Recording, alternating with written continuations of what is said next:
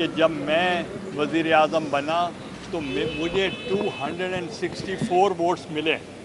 اور 2/3 میجورٹی سے بھی زیادہ ملے، اور مجھے ضرورت نہیں تھی کہ میں اپوزیشن سے کہتا کہ آپ مجھے ووٹ آف کانفیڈنس دیں، مگر میں نے اس وقت کی اپوزیشن سے ریکویسٹ کی کہ آپ مجھے ووٹ آف کانفیڈنس دیں، کیونکہ اکیلا میں ملک کو نہیں چلا سکتا، اور اس وقت پرویز الہی صاحب تھے اور پارلیمنٹری لیڈر غالباً مخدوم فیصل صالح حیات صاحب تھے، انہوں نے مجھے کھڑے ہو کر فلور آف دا ہاؤس پہ کہا کہ ہم آپ کو ووٹ آف کانفیڈنس دیتے ہیں، اور جب ووٹ آف کانفیڈنس مجھے ملا تو we created a history and I was the only unanimously elected prime minister in the history of Pakistan. تو آپ نے دیکھا کہ ہمارے دور اقتدار میں بہت کام ہوئے،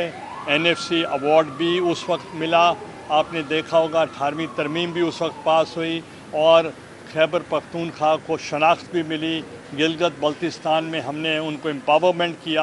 اور بے نظیر انکم سپورٹ پروگرام کو ہم نے بہت مؤثر کیا، انٹرنیشنلی ریکگنائزڈ ہو گیا، اور ہم جب بھی کسی ساتھ میٹنگ میں جاتے تھے تو اس پروگرام کے متعلق ہم بریف کیا کرتے تھے۔ تو اس لیے اس وقت آپ دیکھیں کہ سب سے زیادہ اگر اکنامک اسٹیبلٹی آتی ہے تو وہ اس وقت آتے جب کاشتکار خوشحال ہو، ایگریکلچر کا زوم ہو۔ اس وقت بہت گلوبل ریسیشن تھا، پوری دنیا میں گلوبل ریسیشن سے ہٹ ہو رہا تھا، ہم نے اپنی اکانومی کو ڈیورسیفائی کر دیا ٹو ورڈز ایگریکلچر، اور ہماری ڈسپائٹ فلڈس اینڈ رینس ہماری جو فوڈ باسکٹ تھی وہ فل تھی۔ انشاءاللہ وقت آئے گا جب ہم سب مل کر اس ملک کو اسٹیبل کریں گے، اور میں پیغام دینا چاہتا ہوں آپ کو مایوس نہیں ہونا چاہیے، اور ہم عدالتوں کا بھی احترام کرتے ہیں، اور آپ نے دیکھا کہ ہم نے صرف نوکری کی پاداش میں دینے کی پاداش میں اور میں نے تقریباً اکارڈنگ ٹو جیل مینول میں نے 9 سال قید کاٹی، مگر کوئی کمپلینٹ نہیں کی۔ تو اس لیے اگر کوئی اور سوال ہو تو گیلانی صاحب، اس سے زیادہ سازگار ماحول کب ہو سکتا ہے کہ ساری جماعتوں کا موقف ایک ہے، اسٹیبلشمنٹ کی حمایت ہے، نہ عوام کو ریلیف مل رہا ہے، نہ الیکشن کی طرف جا رہے ہیں؟ دیکھیں، پہلی تو بات یہ ہے کہ ہم نے مذاکرات کیے، مذاکرات جو تھے ہم نے PTI سے کیے، اور ہمارے تمام پوائنٹس ہم اتفاق کر چکے ہیں۔ ہم نے اتفاق کیا under neutral caretaker setup election ہوگا، اور الیکشن کمیشن کیونکہ کانسٹیٹیوشنل ادارہ ہے اس کو ہم نہیں چھیڑ سکتے، اور اسی ہی طریقے سے ہم نے کہا چاروں صوبوں میں الیکشن ایک ہی دن ہونا چاہیے، وہ سب مان گئے، اور ہم نے یہ بھی کہا کہ جو الیکشن کے نتائج ہوں گے سب کو تسلیم کرنے پڑیں گے، وہ بھی وہ مان گئے، مگر وہ ایک پوائنٹ پہ میں سمجھتا ہوں کہ انہوں نے غلطی کی ہے، جیسے پہلے غلطی کی قومی اسمبلی توڑ کے، پھر غلطی کی انہوں نے پنجاب اسمبلی توڑ کے، پھر غلطی کی KPK اسمبلی کو توڑ کر، یہ بھی وہ غلطی کی کہ ہم نیگوسیٹنگ ٹیبل پہ وہ اینڈ تک مطلب صرف ایک ہی، اگر آپ ٹاکس کرتے ہیں تو وہ آپ کا پہلے سے طے شدہ نہیں ہوتا، کہ مشروط نہیں ہوتا، آپ ٹیبل پہ آپ کھلے دل سے بیٹھتے ہیں، اور تمام دنیا میں اگر معاملات سلجھائے جاتے ہیں تو وہ یہی ہوتا ہے کہ ٹیبل پہ بیٹھنا پڑتا ہے، قتل بھی ہو جائے تو پھر بھی ٹیبل پہ بیٹھنا ہونا ہوتا ہے۔ ایک منٹ، اگر یہ بیٹھے رہتے، ہم نے ان کو کہا تھا کہ بجٹ کے بعد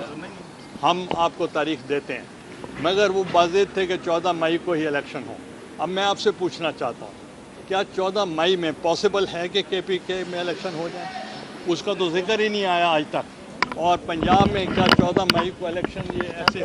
ہوگا جیسے پرامن طریقے سے جیسے وہ چاہتے ہیں؟ یہ نہیں ہو سکتا۔ تو اس لیے ہم بیٹھ کے ایک تاریخ طے کر لیتے، مگر وہ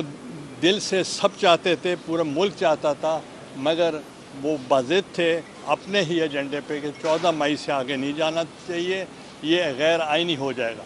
میں ایک 254 آرٹیکل کا حوالہ دیتا ہوں جو نائک صاحب